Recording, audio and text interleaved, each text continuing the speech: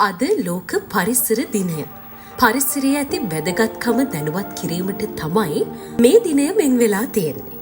1972 ස්වීඩනයේ ස්ටොක්හෝම් නුවරදී පැවති පරිසර සමුළුවේදී ගත් තීරණයකට අනුව එක්සත් ජාතීන්ගේ පරිසර වැඩසටහනේ සමාරම්භක දිනය සැමරීමටයි සෑම වසරකම ජූනි මාසේ 5 වන දවස ජගත් පරිසර දිනය ලෙස ප්‍රකාශයට පත් කරලා තියෙන්නේ.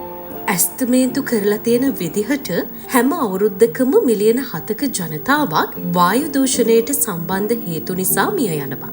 ඒ අතරින් බහුතරයක් ආසියානු පැසිෆික් කලාපයේ. අපේ හුස්ම පොද රැකගන්න අපිට ජීවය දෙන එකම වස්තුව සොබාදහම. සොබාදහම සමග ජීවත් වෙන මිනිස්සු ඉතාම ආදරණීයයි. ගහකොළ, සතා සීපාවා, වනාන්තර වගේම ගංගා ඇලදොල හා ලොව වසා ඇති සමුදුරද පරිසරයයි.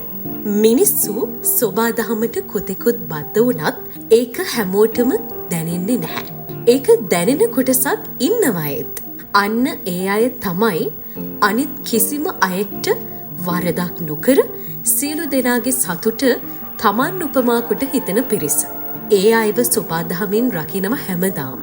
සොබාදහමේ සොඳුරුතම පණිවිඩ ගැන හරි ඉක්මනින් සංවේදී වන එවන් මිනිස්සු සොබාදහමට අනුවයි ජීවත් වෙන්නේ. පරිසරයට ආදරය කරන්නාට පරිසරය පෙරලා ආදරය කරනවා කියලා බුදුරජාණන් වහන්සේගේ අත්‍යුතුම් දහමේ පවා සඳහන් වෙන්නේ පරිසරය හා මිනිසා අතර ඇති බැඳීම ගැන.